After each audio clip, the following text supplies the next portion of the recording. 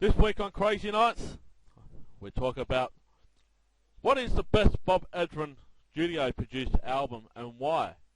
I truly believe it's Revenge. But I reckon it's Destroyer. And some other will say The Elder. We'll have to wait and find out. We'd love you guys to talk about it. But we'll talk about it on this week's episode of Crazy Nights. So join us as we talk on Crazy Nights.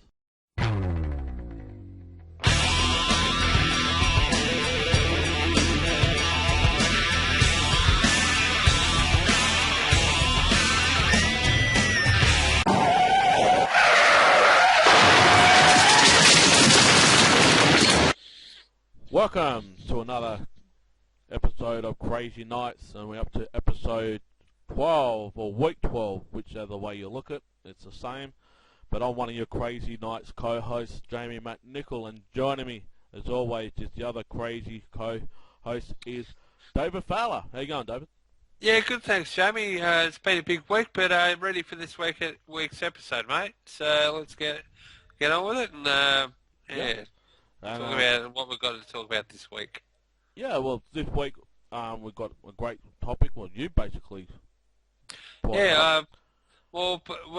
I reckon we should talk about this week is what's the best Bob Ezrin produced Kiss album and why.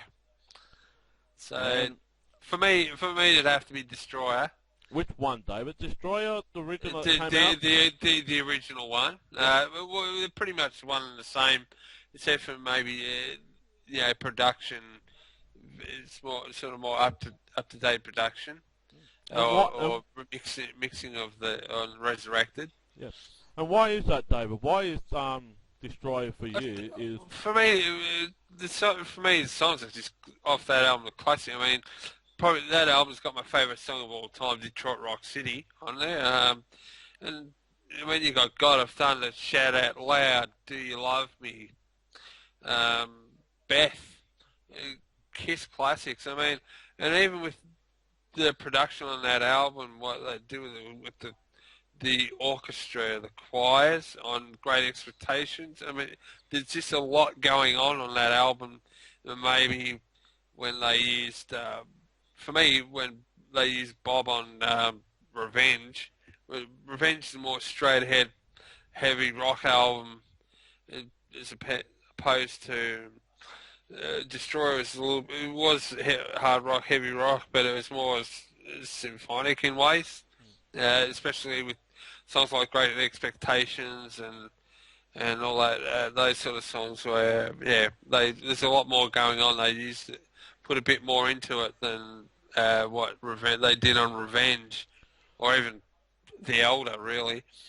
Well, me personally with Destroyer, I mean, I wasn't around at the time when Destroyer came out. I got Destroyer later on, as you know. Yeah. But with me, just hearing the songs on Destroyer, and also we got Destroyer Resurrection, just hearing the two versions, but we got different arrangements with Sweet Pain on the album on Resurrection than the original. But the way I see it, most of those songs, I'll say 95% of the songs on Destroyer are still in the set list as we see today. Oh, yeah. Well, they still play Detroit Rock City, even open up with it on a lot of the time. Shout Out Loud still played. God of Thunder, it was still played nearly every tour. And they do Beth on and off. They did Beth on the Sonic Boom tour, but they still gets played every now and again. Although I don't know how much it's going to be played now. May get the rest for quite a while now, but a lot of Destroyer songs still get played because they're classic songs. Yeah. And where were you at the time when you got Destroyer, David? If you want to talk to the band. Oh God! How did you actually to be honest, Destroyer wasn't the first album I got. No, but it was probably a year or so after I got. Because my first album was Kiss Alive 2. Yeah. Then I went back and got Dress to Kill and all that. But Destroyer is probably, I got Destroyer about 1978. So about 2 years after Destroyer first came out, you got the album. Yeah, because I kind of Live 2 was my starting point. Then I kind of went back and I slowly got Mum to get me a few more of them. Destroyer I got about a year after Live 2. Mm-hmm. But to me, yeah, it's probably my favourite out of all the Bob Ezrin albums, and for all the studio albums up until the first 6 studio albums. Really, Destroyer is my favourite out of all of them. So yeah. All the songs got a lot more in them than the other 2 Bob Ezrin produced albums. I think actually, at least with this Revenge anyway, Revenge is just more straight ahead. So yeah, that's what I think. Just have to apologise to the fans. David Squeen is freezing. It's freezing. It's looking good on my end, but yeah, I don't know. Yeah, let's hope it goes all right when we edit it. But anyway, just with Destroyer, I remember back in '92.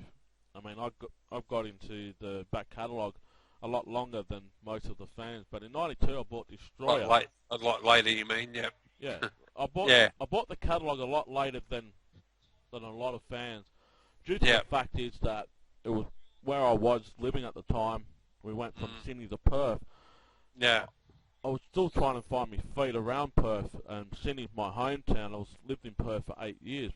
But finding Kiss-related stuff around 92 to 95, before Kiss came to Australia in 95, it was quite hard for me to get. There was only 2 record stores in Perth that I go to frequently. One was called 78 Records, which I believe it's still there today, and another guy by the name of Steve, who used to work at Central Records, not Central Station. There was a shop called Centrepoint in Midland, Western Australia, and I used to go in there on my payday, on my work day, because I was working in the brickyards and labouring and that, and without a doubt I'll buy 2 to 3 records per week. Now, you're going back to the days where the dollar was, our work rate was, or pay per hour was a lot more than what we expect now, like $500 odd for a youth basically getting an adult wage was quite awesome.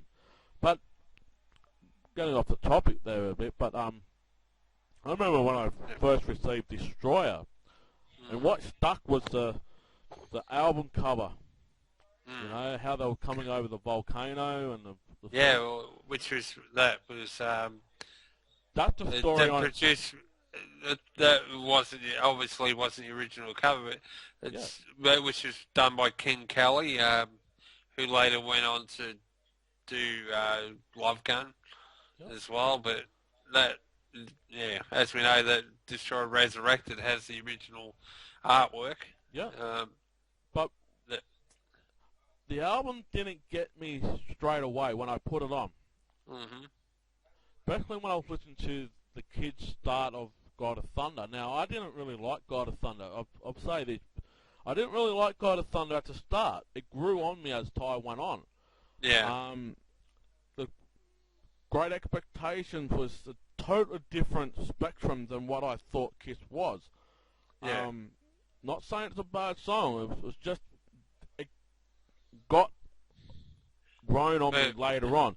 Just putting it on the first time and going, wow, Detroit Rock City is great. King of the Nighttime World's great. But when you get down to God of Thunder, Beth, Great Expectations, like, they're 2 different sides of the music world on that thing. You had the straight edge rock and roll with Detroit, King of the Nighttime World, Shout It Out Loud, and all that.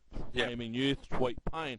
But then you go onto the B side, you had God of Thunder, Beth, and Great Expectations. You see a divide of 2 different worlds of Kiss, all blended in. It was weird for me at the start.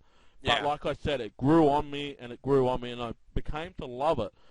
Not as much as what we're going to be talking in this show of my favourite one that I like, due to different reasons.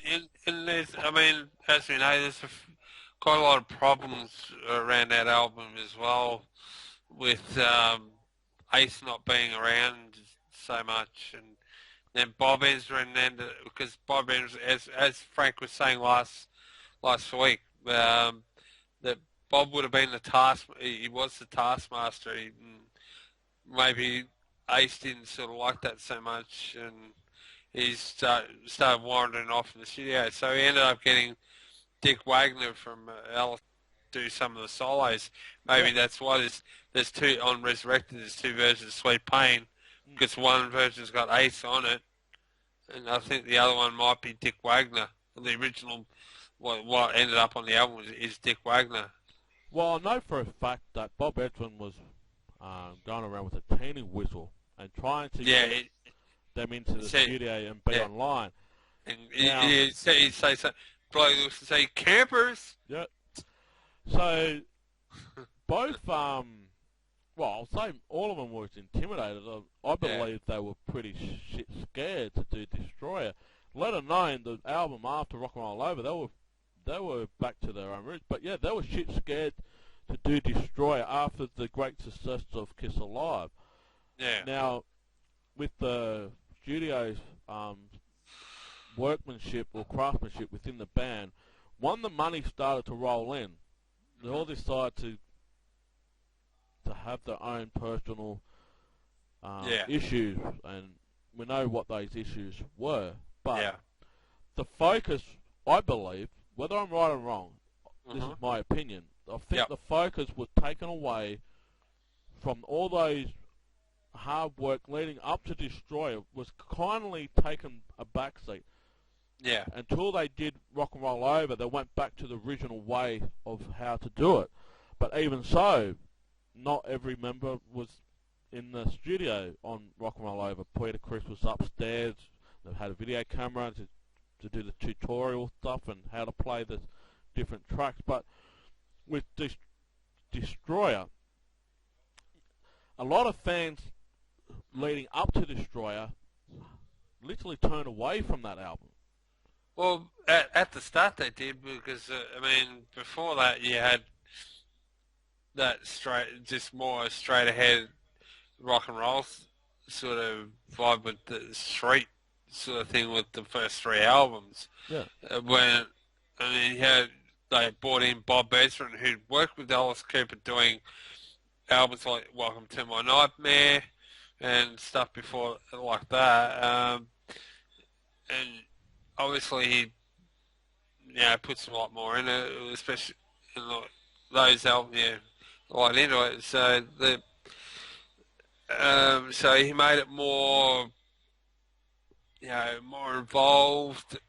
Still heavily rock and roll based, but put a lot more into it than what the first three albums were with Kenny Curran and Richie Wise, and I think was it Neil Bogart might have done the Dress to Kill. So Bob was more of a producer and had a great track record before coming to Kiss with Destroyer. So when he came in, he brought, I think he's also, obviously a bit of a songwriter as well. So he was able to add more to the songs than what they would have in the past with the first three albums. So, which maybe fans didn't like that at the start, but they certainly did like it later on. Destroyer is an absolute classic album for me. Probably my favourite Kiss studio album, put it that way. Yeah, and we've heard Gene and Paul every time they make a new album, especially the last two albums. They keep referencing it, saying, "Oh, the album's harking back to Destroyer and Creature," or as I think they said when they did Revenge, that Revenge was a cross between Creatures of the Night and Destroyer and all this sort of thing. Obviously, it wasn't, but a lot heavier than those two albums actually. Yeah. Yeah, but so it's a good album. Yeah, like I said, with classic album. Me, it took a bit more time to grow on me to get me to fully love it the way I do now. Well, I mean, with Revenge, I mean the production values are different because you've got better technology in 1992 or 91 or whatever when Revenge was recorded to what it was in say 76 when they recorded Destroyer and all that. So but a classic album, both of them really. For me, it has to be for me Destroyer by not a country mile, but by a long way over Revenge. Well, let's talk about my favourite one, I should say. I have got a long reason why this is the best. Mm-hmm. Mine is the best produced album by Bob Ezrin, without a shadow of a doubt, is Revenge. Yeah. It's not because that Revenge and Alive 3 was my first two Kiss albums I bought when I got my pay check, but it was... it means something different more, so not just because it was a tribute to Eric Carr, or to dedicate to Eric Carr or whatnot, but this literally told my life story leading up to 92. Yeah. I remember the day I bought it. I was at that record store with my first paycheck, and I saw at the back wall a blacky, blue, dark sort of black blue album sitting on the back, and there was no photo or whatnot on the cover to see.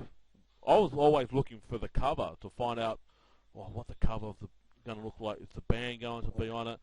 It was only until you turn it over, you got the little snapshot of the band in the black leather and the tougher look and all that. And but seeing the cover, it just took me by surprise that this is totally different than any other cover. It just looked plain. I'll admit that the front looks plain. It's not the best quality cover that you probably get, but something just stood out for me. Yeah. And what I was going through in my life at that time was domestic violence, and I was going through it for 15 years. Still had another 3 years after I bought the album. But just listening to the songs, I literally pulled out the inside cover of the CD, and I was sitting on my bedroom floor. Now, check this. My sister was listening to, like, the boy bands, like New Kids on the Block and all those type of dance crap. That was right next door. My bedroom was a complete horror show. Nothing but Kiss. You know, I had Kiss posters and wall plaques all over the place. But this Revenge album, I remember sitting down on the floor, taking the inside booklet out, and literally reading a book of my life. I mean, they're the lyrics of the song, mind you, but I was literally reading a book of my life. Favourite song off that album for me is Thou Shalt Not. It's basically the story that I got for my personal self. It's like, kindly reconsider the sins of your past, and I said, Mitchell, you can kindly kiss my ass. Well, that's basically what I've been saying since that day, since I first heard it. I would not take orders from nobody. And especially from my own father. Would not take orders from anybody. But then take it off. Well, that was another story. I was doing other things about 3 years later after that too.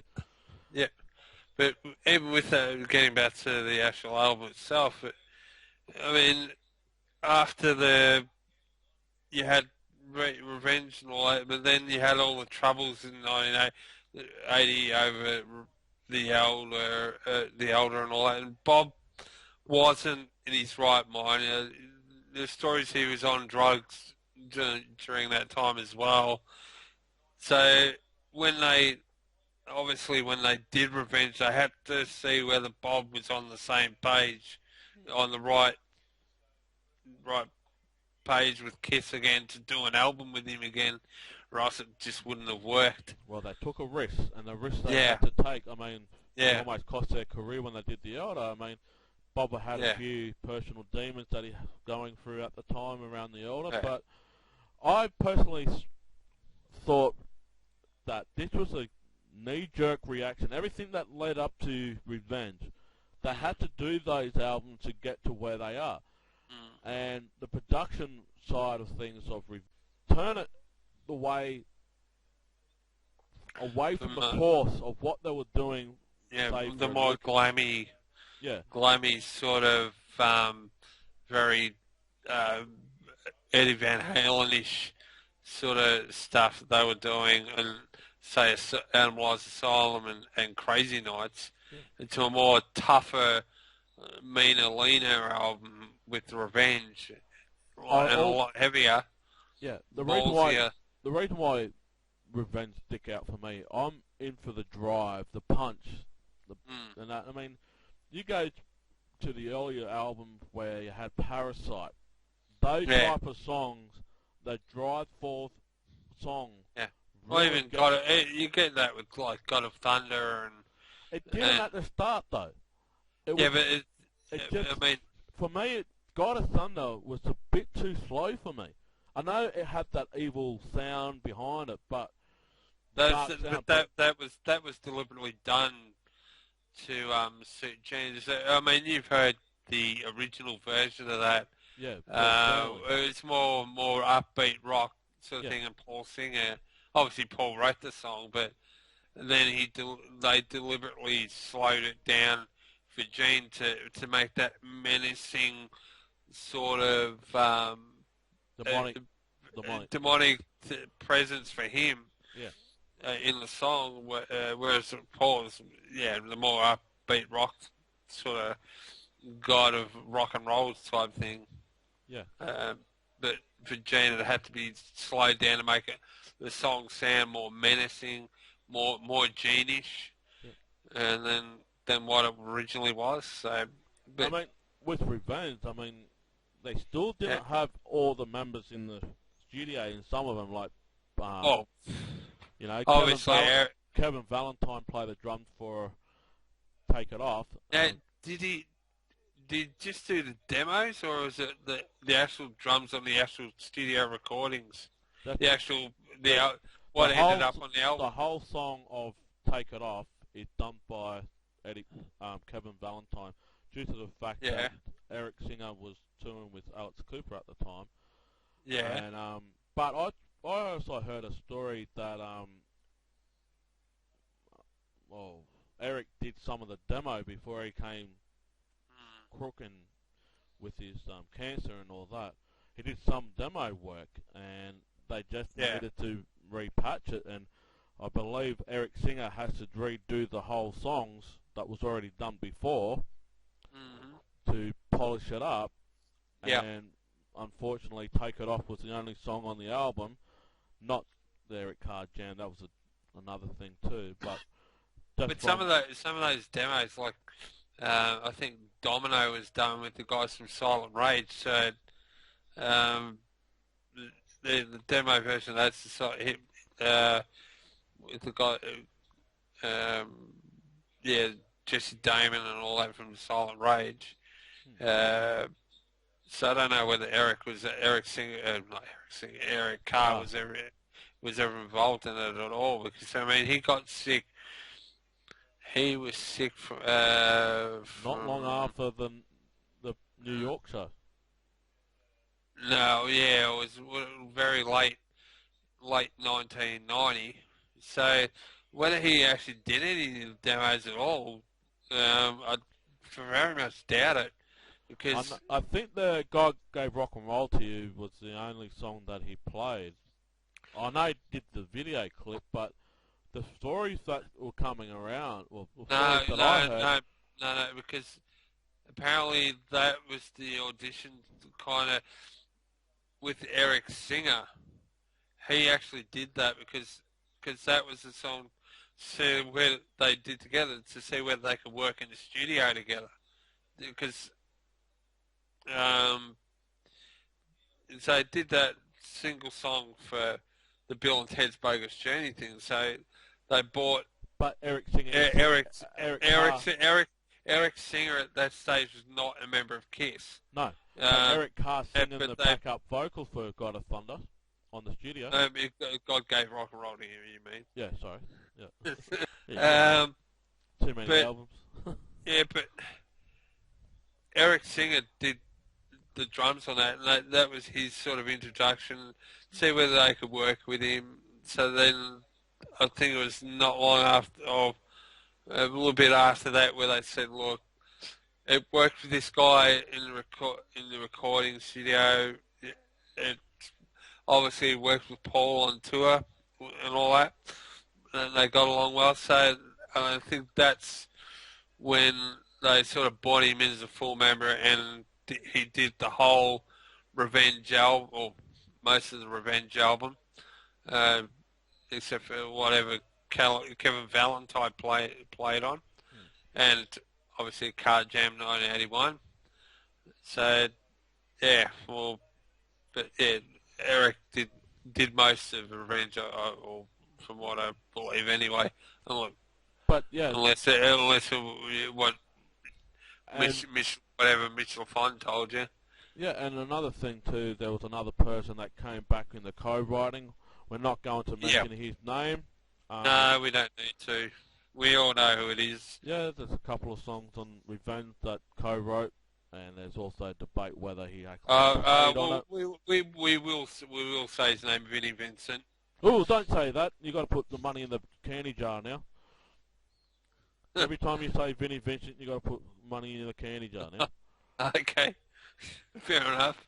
So, but no, Vinnie. Oh, I said it. No, that's 50 cents for me too. But no, there was a bit of the talk going around saying that he actually might have played on the album.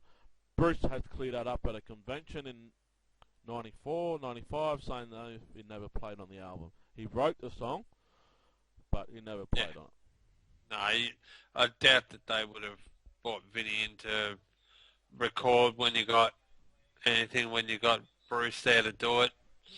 I mean, or else it would have ended up in a shred fest.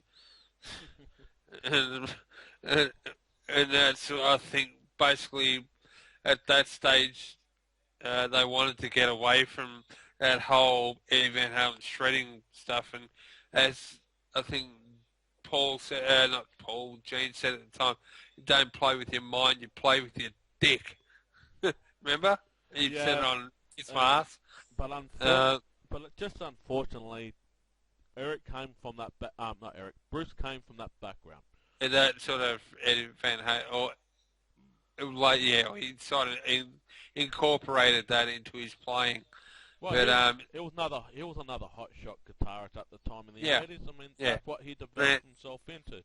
But then he pegged it back on Revenge and made it. Yeah. But as saying that, his technique was his own technique. It's the same as Ace Frehley. That was his own technique.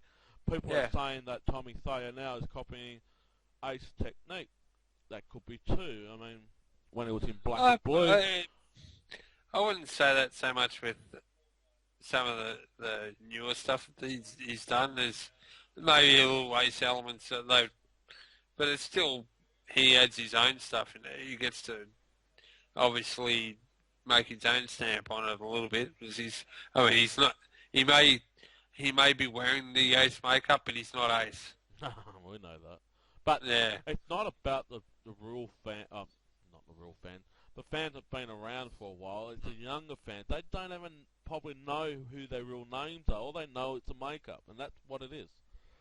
It's not about, well, that's Tommy, or that's Ace, or that's Peter, or that's Eric. It's a Catman, it's a spaceman, it's a demon, it's a Star Child. Yeah. You know, people are saying, they should have cloned them with another new makeup. Well, they've done that. It didn't work. And they got so frustrated when they were doing the makeup for, trying to work it out, the makeup for pardon me, people, that got so frustrated with when they were deciding what the makeup should be for Eric Carr. If they tried to do that this time, I mean, it just wouldn't work, and they just end up, getting so frustrated and probably scrapping and just deciding to go back to what it is now anyway. So, yeah. I mean, there's no need to design another makeup for Eric and Tommy anyway. I mean, another one reason why the Revenge album means so much. Yeah. Like I said, it was around that time where all these bands, like the Black Album from Metallica came out and all that, and around that time, the live album from AC/DC came out, the double live album, AC/DC Live from Donington, came out. It was just all circling, it would just keep coming and keep coming. Yeah. And they were the albums that I bought at the time. I just loved the heavy-driven, no bullshit rock and roll. Yeah. When you go back to like Dynasty and Unmasked, it's like bullshit. It's bullshit rock and roll. They just sugarcoating. They were sugarcoating. I believe. I mean, the songs would have been more straight ahead rock and roll, but it's as we were just talking about before off air. It was because of Vinnie. I don't know whether it's because of Vinnie Poncia, who I believe was brought in at the assistance of Peter Criss. And Peter Criss said he wasn't a really good drummer. Yeah, well, in the end, but Vinnie brought in that whole poppy sort of element to it. It may have been popular here in Australia, but it sure did dive in the States. Yeah, well, that's what I was talking about. Revenge for me, with the likes of the Black Album with Metallica and the double live album with AC/DC, just before that. Even some you had, even before that, going back to 1987, you had, starting even from then, you had the more straight ahead, no bullshit stuff with like Guns N' Roses, with Appetite for Destruction, and then I think that's kind of, and that's around the same year that's when Crazy Nights came out. So I think from then on, I think with the success of Guns N' Roses and Appetite, maybe that's why Gene and Paul thought, we better sort of peg back on all the flashiness and just go for a more no frill sort of approach and a tougher approach than what they had been. So, and it worked. It's probably Revenge is probably up there as one of the greatest Kiss albums of all time. Even it's very comparable to like this Love Guns and the Destroyers and all that. With me, you can't. It's a modern like a modern classic to what the '70s albums were. I can't compare Revenge to any other Kiss albums, especially. Yeah. I mean, I'm not saying. No. I'm just saying on my point of view, I can't put them side by side with, say, for you, Destroyer. I just can't. Yeah. For me, Revenge was, me personally, shits all over Destroyer. But on you, on the other hand, Destroyer shits all over Revenge. And I mean, maybe because I was, more into.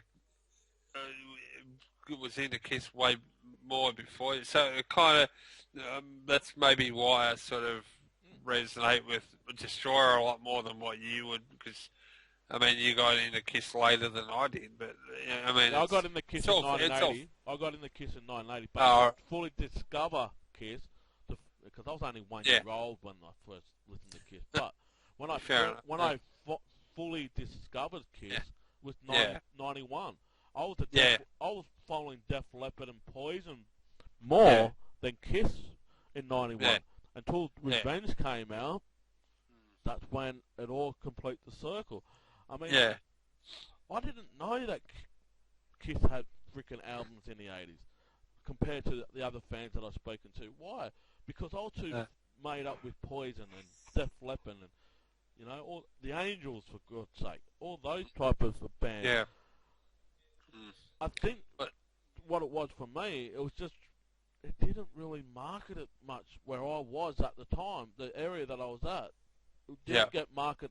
Well, my dad didn't really like American rock and roll. He liked the British rock and roll. Well, that was a bit of a hypocritical... It's American rock and roll was influenced by British rock and roll, especially Kiss. Yeah.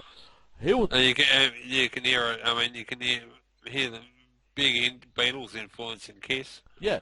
Well, that's why I'm saying he was hypocritical from saying that he'll only go for the British rock and roll because he comes from Scotland. Yeah. But the thing was, when I got into the history of Kiss and gone, I bought Revenge and Alive 3, the very first 2 albums I bought. But then, the week after I got my paycheck, I got Destroyer, the first album, and Alive 1. Yeah. And then, it was, compare, maybe my head was in that frame so that I was an angry person. I was hurt, I was angry, I was broken, I was beaten, and Revenge was the only one that got me off my butt. Now, we'll just go on now to talk about The Elder, another Bob Ezrin produced album. That, for me, when I first heard it, I listened to out of the whole thing, and I turned it off. But now I listen to it more, I listen to the demo stuff and whatnot, and it keep going, it keep going, and The Elder, well, it's in the middle of my range. Not down the bottom, not the top, it's right in the middle. I like it. Not as much. I mean, I'm wondering whether they should try to, if they were, when they did the re-recordings on Chikoku Retsuno, whether they should have even tried to re-record the Oath.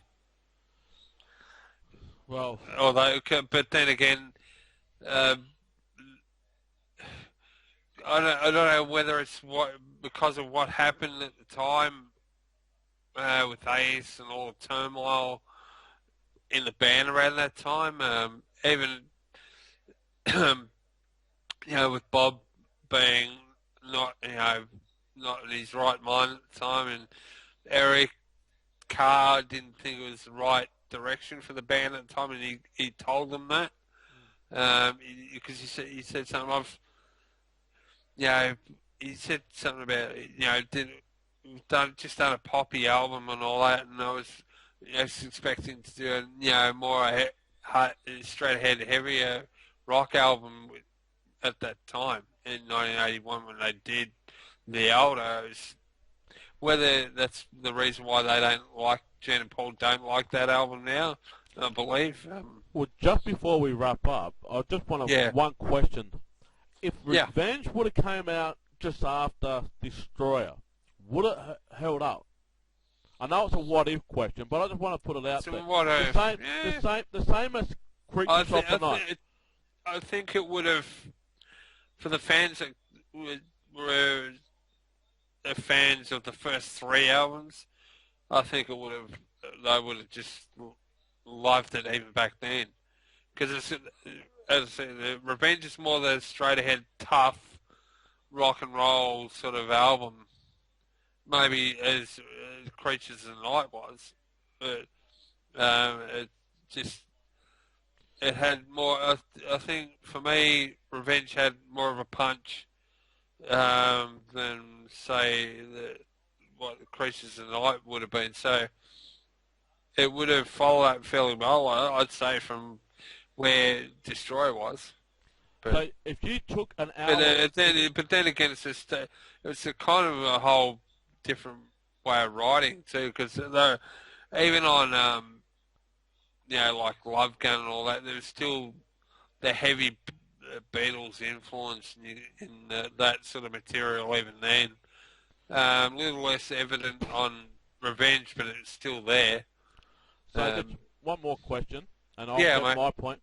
If you had one album to take away from the Kiss catalogue to replace it with another one, which one would it be? Say that again. If you had one album to take out of the Kiss catalogue to replace it with another album, what will it be? To take one out, what album would I take out of the... out of the whole catalogue to replace it with another one. Which one will it be? And replace it with another Kiss album? Yeah. Why would you take any of them out just quietly? All right. I'll say this. I'll take Unmasked out. Right? Yeah. And I will replace it at that stage. Well, actually, there's 2 albums I'll take out of the whole entire catalogue. I know we won't talk about the older. I will take Dynasty and Unmasked out and replace them in that time slot with Creatures of the Night and Revenge. I will put those, and then go on to Monster. Yeah. Right? Maybe if then lick it up. If they'd done... Because if they'd done the actual album that they were originally going to do when they did The Elder, you would have had the songs like What Became Breakout on there. Love Is Deadly Weapons. Love Is Deadly Weapon. Which later came on Asylum. Exciter, I believe, wasn't it? Exciter could have been the song that became Exciter. On Look It Up would have been on there as well. And even the boys are going to rock, which would have been on there as well. The Vinnie Vincent Invasion song. Yeah. But yeah, I would definitely take Dynasty and Unmasked, take them out of the complete catalogue and just slot in Revenge and Creatures at that time. Yeah. Because you look at a live... Because I think Creatures suffered initially because of all the backlash from Unmasked and Dynasty even in the States. Because I think people there had really started falling off the bandwagon of Kiss. And that's why didn't they, even on the Creatures tour, they cancelled half the dates? Yes. Half of the American tour because the place was half empty. Yeah. So when they went down the South American tour, that's when they got the biggest crowd of their career at the South American tour. At that time, yeah. But yeah, I think the reason for America, most people thought that it was Ace Frehley touring, and when they got told that it was Vinnie Vincent and ended up going to the thing, they didn't. Yeah. They didn't capture another guy in the makeup. No. Yeah, and but we just want to ask the fans to give them some bit of fan interaction for our Facebook page, and the question is, out of the 3 Bob Ezrin albums, Destroyer, Elder, and Revenge, which is the most produced or best produced album in that catalogue? You heard it from me. Mine's Revenge. Yeah. You heard it from David. Mine's Destroyer. And why? Why do you feel it's the best one out of that? And we'd like to hear the opinions and that. And also, just to wrap up, we want to say thank you on behalf of Crazy Nights to Frank Munoz again for last week's episode. It's the most viewed episode we have had. Great guy to talk to, Frank. Hopefully we'll be able to get him back on the show at a later date, which would be great. Yes, and also we've got a few surprises in the store. Just want to say about that, not every week we'll be getting a special guest, but when we do, don't just jump on to wait for a special guest on our show. Watch it. It's only our opinion. There's other great topics we're talking about. I mean, there's 40 years of Kiss. There's a lot to talk about. But don't just hang around for the special guests. And also, we're just trying to get out the best quality produced show that we can possibly can. It's a non-profit. We don't get paid for this. We don't put money into this. Only for our program software that we use. So stick with us. We'll get a lot of other guests as the time comes along, but just bear with us. It's not every single week. Do you want to throw out some clues? Clues, okay. This was an ex-wife. One of the members was an ex-wife of a band member that will be joining our show very shortly. And the big surprise I want to announce. I won't announce the person's name, but this person has got back to us to apologise for something. But this person is well known. He has co-written a few Kiss songs in the early days. Yeah, well, and we'll leave it from there, or else we're going to give it away. Yeah, let's just say, if it wasn't for this guy, probably we would not have had Kiss at all. And no, it's not Neil Bogart. Well, he's not around. No. God bless you, God bless you, Neil. But no, this person was there. This person was there. Yeah, quite honestly, I think that if it wasn't for this guy, we wouldn't have had Kiss at all. Yeah. But, as we say, don't just wait around for the special guests to join us, to jump on board. We've got lots of things to talk about. We've got topics. We've got surprises in store. We'll give out one away. We in the process of doing some fan packs of T-shirts. We want a high demand from the fans who join us. If you want it, please tell us. We're in the process of getting a design, not the T-shirt itself, just the design of what the T-shirt's going to look like. We're in the process of doing that. So we need a high demand. So fans out there, if you want a T-shirt, let us know. And the more demand we get it, the more shirts we can make. But we're not going to get a lot straight away. We're going to try them out first, and then we'll work it out from there. But that's one of the surprises amongst a whole lot of more surprises that are coming up. But no, just stick with us. And like I said, if you can't find us, you'll find us on YouTube. You'll find us on Twitter at Crazy Nights 1 at Twitter. You'll get all the updates and tweets, and we'll interact via Twitter as well. And if you want to get hold of us, we're on Facebook. So stick with us, and you never know, you might get something like a big hello. You'll get some more surprises coming your way. Yep.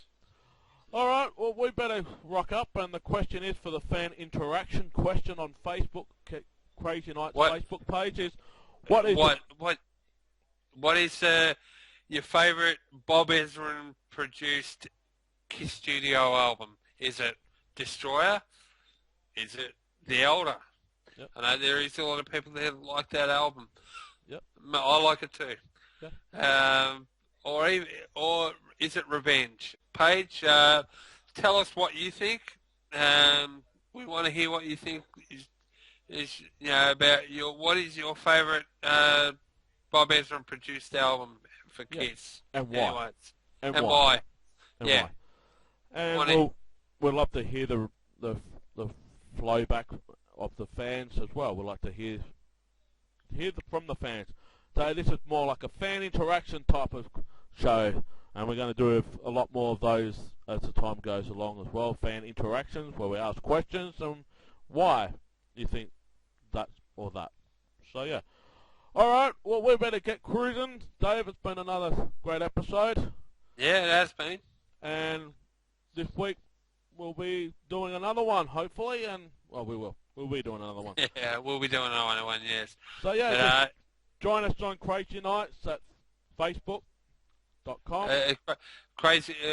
Just look up Crazy Nights, the Australian Kiss podcast on Facebook, or go on to YouTube and look up Crazy Nights 1 on YouTube, and you'll find all our episodes there. We'll have it on other avenues soon. Yep. We're looking at different podcast sites to put it up on, and also we're trying to work out how to get it onto iTunes as well. So you'll be able to eventually, see our episodes up there as well. So, keep watching and keep telling your friends about us and all that, and keep building it up here. That's the best way to get things around, by spreading, word of mouth, and that's how Kiss did it in the early days, word of mouth and all that. So we're trying to do it the same way. So. Yep. Well, you guys know what to do. Leave your comments on our Facebook page and also YouTube of what is your favourite Bob Ezrin produced album and why. Alright, we're out of here and we'll join you again next week. Alright guys, see you later. See ya.